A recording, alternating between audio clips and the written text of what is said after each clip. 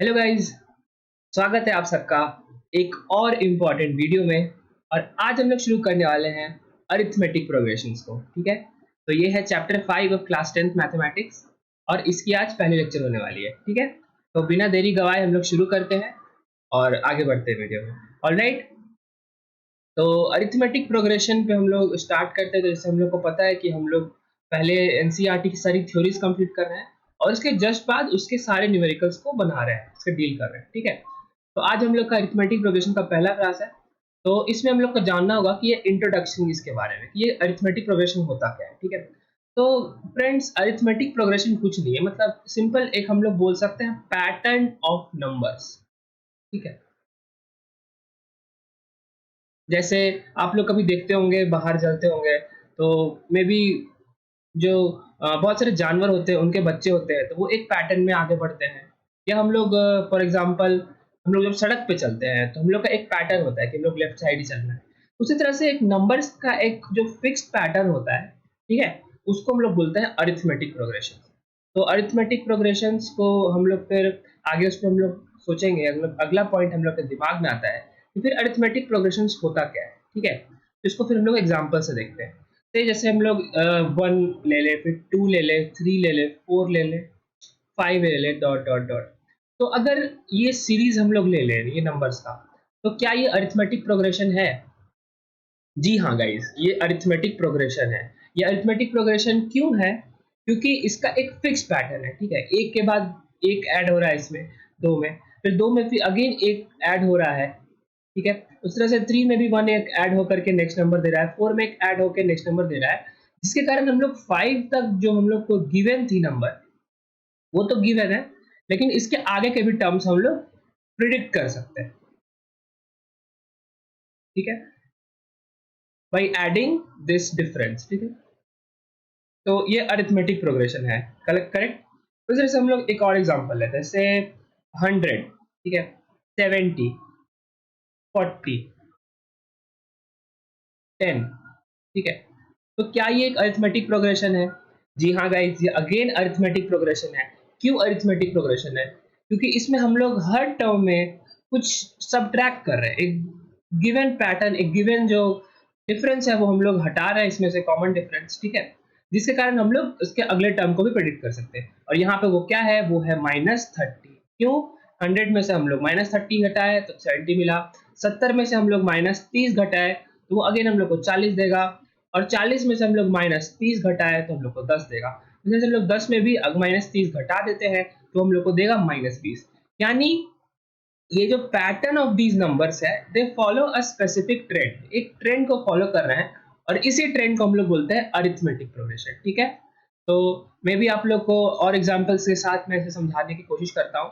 तो हम लोग एक और एग्जांपल देखते हैं, से ये इस बार हम लोग एग्जांपल देखते हैं -3 का। उसके आगे आ रहा है -2, -1, 0, dot dot dot.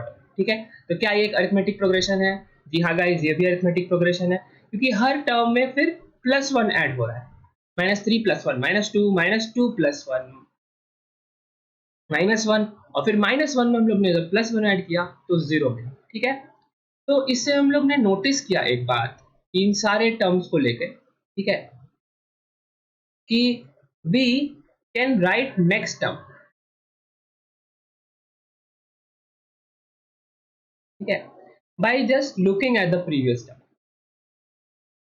by just looking at the previous term। ठीक है गाइस, यानी हम लोग ने जितने एग्जांपल्स देखे, जैसे -3 वाला एग्जांपल देखा, उसने पिछले स्लाइड में देखा 1 2 3 4 5 6, और उसके बाद 100 70 40 10। तो इसमें हम लोग इस पैटर्न को देखते हुए आगे के कुछ नंबर्स का एक प्रिडिक्शन दे सकते हैं, जो कि करेक्ट होगा। ठीक है, तो इसी सीरीज को बोलते हैं, इसी पैटर्न ऑफ नंबर्स को बोलते हैं हम लोग अरिथमेटिक प्रोग्रेशंस। ठीक है, तो ये क्या होता है? ये होता है actually separated by sum rule. तो प्रीवियस टर्म से तो हम लोग इसके एग्जांपल्स निकाल ही सकते हैं। साथ में हम लोग अगर इसमें पैटर्न नोट करें, जैसे हम लोग क्या है, अगर इस वाले एग्जांपल 3 की बात करें, तो हम लोग यहाँ ब्रैकेट में लिख सकते हैं +1 इज एडेड। ठीक है, ये हर बार हो रहा है, हर टर्म में +1 ऐड हो रहा है। उसी तरह से लास्ट वाले एग्जांपल में हो रहा है -30 इज एडेड, या हम लोग बोल सकते हैं डायरेक्ट 30 इज सब्ट्रैक्टेड। ठीक है, 30 को हर से सब्ट्रैक्ट किया जा रहा है। उसे अगेन जो पहला एग्जांपल है इसमें हम लोग बोल रहे हैं +1 इज एडेड, यानी हर टर्म में एक ऐड होते जा रहा है, जिसके कारण हम लोग को नया सेट ऑफ नंबर्स मिल रहा है। करेक्ट। तो उसी तरह से हम लोग ये एग्जांपल देके हम लोग एक और एग्जांपल आपके समझने के लिए देखते हैं। ठीक है, जैसे हम लोग लेते हैं एग्जांपल 4 पे से 0 0 0 0। ठीक है, तो क्या डॉट डॉट डॉट इसको तो अगला क्वेश्चन हम लोग आता है, क्या ये एक एपी है, अरिथमेटिक प्रोग्रेशन है क्या? जी हाँ, ये बिल्कुल ये भी एक एपी होगा, क्योंकि इसमें हर बार हम लोग +0 ऐड कर रहे हैं या सब्ट्रैक्ट, एक ही बात है, क्योंकि 0 का ऐड सब्ट्रैक्ट का वैल्यू नहीं पड़ता। लेकिन ये भी एक एपी है, ये भी एपी है, ये भी एपी है, और पिछले के दो सीरीज भी एपी है। ठीक है, तो इसी को बोलते हैं हम लोग अरिथमेटिक प्रोग्रेशन। तो अगले स्लाइड में हम लोग देखेंगे अरिथमेटिक प्रोग्रेशन का डिफिनीशन क्या होता है। ये स्लाइड में आप लोग को इंट्रोडक्शन से हम लोग ने वाकिफ कराया। ठीक है, तो एपी क्या होता है, जिसमें हम लोग नेक्स्ट पैटर्न निकाल सकते हैं, और इसी को हम लोग एक मैथमेटिकली डिफिनीशन पे के रूप में अगले स्लाइड पे देखेंगे। ठीक है, उससे पहले जस्ट मैं आपको एक इंपॉर्टेंट चीज बता दूं कि जो जो जितने भी आप ये नंबर्स देख रहे हैं, जैसे 1 2 3 4 5 6 है ना, इसमें जो ये एक नंबर है, ये एक नंबर है, ये एक नंबर है, 4 एक नंबर है, और 5 एक नंबर है। तो ठीक है, तो each number is called a term. ठीक है, यानी इसमें जितने भी नंबर्स हैं उनको हम लोग एक टर्म बोलते हैं। ठीक है, उस तरह से हम लोग नेक्स्ट स्लाइड में भी देखें, जैसे ये भी 0 है, ये भी 0 है, ये 0 है, ये 0 है, इस तरह से each number is known as term, यानी हर नंबर को एक टर्म बोलेंगे। ठीक है, यहाँ ये भी एक टर्म है, ये भी एक टर्म, इसे जस्ट एक लाइक नॉमेनक्लेचर, इनका नाम पता करने का एक तरह से नाम इनको दे दिया गया है। ठीक है, तो वापस आते हैं हम लोग अपने रूटीन पे, जहाँ पे हम लोग चेक करेंगे कि अगला डेफिनेशन ऑफ एपी क्या होता है। ठीक है, तो डेफिनेशन ऑफ एपी क्या होता है, तो हम लोग मैथमेटिकल फॉर्म में देखते हैं कि AP is nothing but a list of numbers in which each term is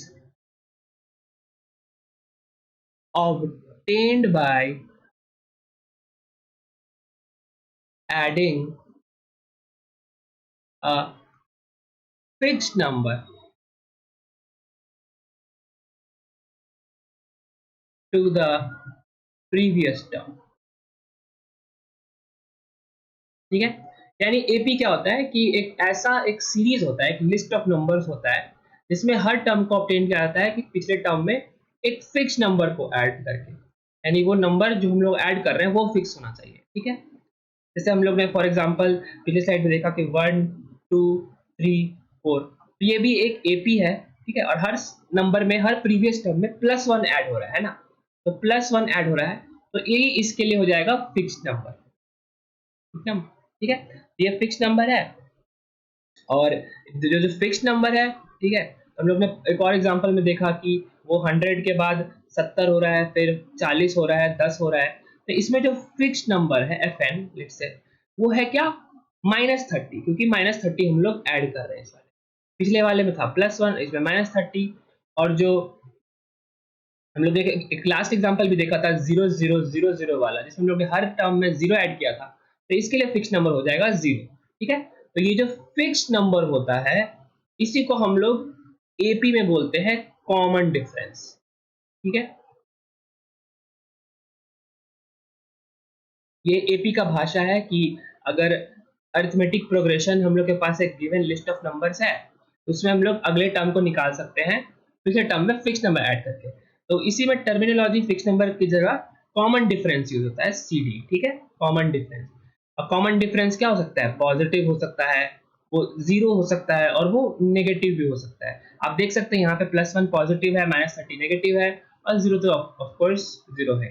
ठीक है, इस तरह से हम लोग ने एपी का डिफिनेशन भी क्लियर कर लिया, और हम लोग आते हैं फाइनल पॉइंट की तरफ, जो होता है एक रिप्रेजेंटेशन ऑफ एपी। ठीक है, तो लेट्स से हम लोग एक एग्जांपल ले लेते हैं एपी का। ठीक है, तो हम लोग एग्जांपल ले रहे हैं 2 5 8 11 14 डॉट डॉट डॉट। तो क्या आप पहले फ्रेंड्स ये देख के बताइए, क्या ये एपी है?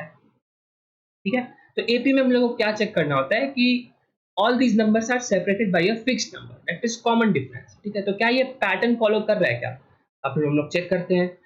2 + 3 5 होता है, 5 + 3 8 होता है, 8 + 3 11 होता है, और फाइनली 11 + 3 14 होता है।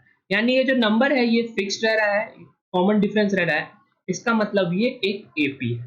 ठीक है, तो इसको रिप्रेजेंट, तो ये एक एपी है, ये तो हम लोग का क्लियर होता है। ठीक है, तो हम लोग का पॉइंट आता है कि एपी को रिप्रेजेंट कैसे करते हैं। ठीक है, तो हम लोग इसको सिंपली रिप्रेजेंट करते हैं, इट इज रिप्रेजेंटेड, यानी पूरे जो सीरीज होता है 2 5 8 11 14 dot dot dot, it is represented using the combination of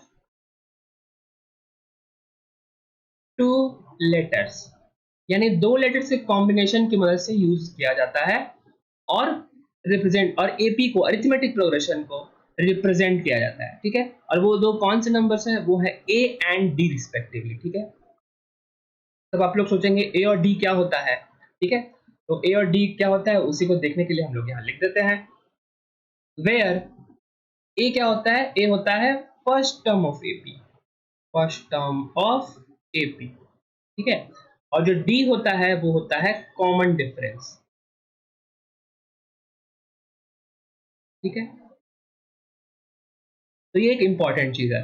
तो अगर हम लोग अपने इस एग्जांपल में बात करें कि अगर हम लोग का 2 5 8 11 14 एग्जांपल है, ठीक है, तो इसके लिए हम लोग का ए क्या हो जाएगा, दैट इज फर्स्ट टर्म, वो that will be nothing but this term, that is 2। तो ए जो होगा हम लोग के इस एपी में हो जाएगा 2, और जो कॉमन डिफरेंस है, जो डी जिसको हम लोग बोलते हैं, that is nothing but this fixed number, that is 3 3 3 3, यानी सेपरेशन, हर टर्म के बीच का सेपरेशन, तो वो हो जाएगा 3। तो अपने इस एग्जांपल में ए की वैल्यू 2 है और डी की वैल्यू 3 है, और हम लोग आगे भी इसको एग्जांपल्स में देखते हैं। ठीक है, तो हम लोग अगेन उसकी बात कर रहे हैं एग्जांपल्स की, तो इसको हम लोग एक नया एग्जांपल लेते हैं, से हम लोग लेते हैं इस बार 3 6 9 12 15 डॉट डॉट डॉट। तो अगेन फ्रेंड्स, आप अगर नोटिस करेंगे तो all these terms are again separated by this number 3, so these all are again in AP. ये फिर किसमें है, एपी में है, क्योंकि इस term minus this term that is 3 है, अगर हम सब सब कॉन्जिक्यूटिव टर्म्स के बीच का डिफरेंस है 3। ठीक है, तो इसका ए क्या है, फर्स्ट टर्म 3 है, इसका कॉमन डिफरेंस क्या है, वो है, कॉमन डिफरेंस होता है से next term minus previous term या करंट टर्म। ठीक है, तो हम लोग ने 3 तो देख लिया, ये 3 इसका कॉमन डिफरेंस आ रहा है। ठीक है, तो लेकिन आप लोग सोचेंगे 3 निकालते कैसे, तो उसका मैथमेटिकल तरीका है, ये 6 - 3 करना, that is this term minus this term करना, इक्वल टू, अगर आप नोटिस करें अगर एपी है तो सबके बीच का डिफरेंस बराबर होना चाहिए। इसका मतलब ये कि जो 6 - 3 होगा वो अगेन 9 - 6 होगा। ठीक है, और वो अगेन किसके बराबर होगा, 12 - 9 के, 12 - 9 के, और एंड सो ऑन। ठीक है, जो कि आ रहा है अपना 3। ठीक है, तो अपना कॉमन डिफरेंस है 3 और अपना फर्स्ट टर्म है ए। ठीक है, तो इसी तरह से ये एपी के फॉर्म में आ गया। और हम लोग अगर फाइनल बात देखें, अगर रिप्रेजेंटेशन ऑफ एपी के टर्म में, ठीक है, कि एपी को रिप्रेजेंट कैसे करते हैं, रिप्रेजेंटेशन ऑफ अरिथमेटिक प्रोग्रेशन, वो कुछ नहीं, बस इस ट्रेंड में क्या आता है, ए प्लस डी, जैसे हम लोग ने आपको पिछले स्लाइड में बताया था कि representation of AP is done using combination of two letters, that is A and D. ठीक है, जहां ए है अपना फर्स्ट टर्म और जो डी है वो है अपना कॉमन डिफरेंस। ठीक है, तो अगर रिप्रेजेंटेशन ऑफ एपी की बात आई है तो वो रिप्रेजेंट किया जाता है ए प्लस डी पे, ए प्लस 2 डी पे, ए प्लस 3 डी पे, या डॉट डॉट डॉट, यानी अपना पहला टर्म तो ए होगा, लेकिन हर बार उसमें एक डी ऐड होता जाएगा। ठीक है, तो अगर हम लोग इसको एक्सपैंड करें तो this is nothing but A, that is पहला टर्म ए है, फर्स्ट टर्म। ठीक है, उधर से ए प्लस डी है अपना सेकेंड टर्म। ठीक है, क्योंकि उसमें एक बार this D that is common difference को ऐड कर दिया गया है। ठीक है, तो अगला टर्म जो होगा वो जो प्रीवियस टर्म होगा that is a plus D, उसमें एक बार डी ऐड किया जा रहा है। ठीक है, तो ये हो गया हम लोग का थर्ड टर्म। इस तरह से हम लोग का जो फोर्थ टर्म होगा वो इस टर्म में कॉमन डिफरेंस को ऐड करने के बाद लिखा जाएगा that is A D plus D हो गया 2d। ठीक है, plus D and dot dot dot. ठीक है, ये हम लोग का हो गया fourth term and so on. ठीक है, तो this is nothing but this is the first term, this is the second term, तो a प्लस 2d हो जाएगा 2d, a plus 2d plus d होगा a plus 3d and so on. ठीक है, तो यही होता है रिप्रेजेंटेशन ऑफ एपी, जो हम लोग का था तीसरा पॉइंट। डन। तो उम्मीद करता हूँ आपको यहाँ तक सब क्लियर होगा, और जो हम लोग का पहला लेसन है उसमें सिर्फ इतना ही जानना है, और इसके बाद हम लोग प्रोसीड करेंगे एक्सरसाइज 5.1 की तरफ। ठीक है, अगर मैं क्विक रिकैप करूँ कि अरिथमेटिक प्रोग्रेशंस, अगर आप लोग सिर्फ पहली बार फर्स्ट टाइम अगर आप लोग ये वीडियो देख रहे हो तो आपको कोई भी डाउट ना हो, इसके लिए मैं फाइनल क्विक रिकैप करूँ। हम लोग ने अरिथमेटिक प्रोग्रेशंस को 3 पॉइंट में समझा। एक तो पहला था इंट्रोडक्शन, जहाँ पे अरिथमेटिक प्रोग्रेशन क्या होता है, एक पैटर्न ऑफ नंबर्स होता है, यानी गिवन नंबर जो लिखे होंगे उनका एक पैटर्न होता है। इट इज 1 2 3 4 5 एक पैटर्न है। ठीक है, 100 70 40 10 भी एक पैटर्न है। ठीक है, उस तरह से -3 -2 -1 0 भी पैटर्न है, और 0 0 0 0 भी पैटर्न है। क्यों पैटर्न है? क्योंकि we can write the next term, हम लोग नेक्स्ट टर्म लिख सकते हैं बस प्रीवियस टर्म्स को देखते हुए, है ना। तो और जो हर जो एलिमेंट है इस सीरीज का उसको हम लोग बोलते हैं टर्म, इतना तो क्लियर है अपना।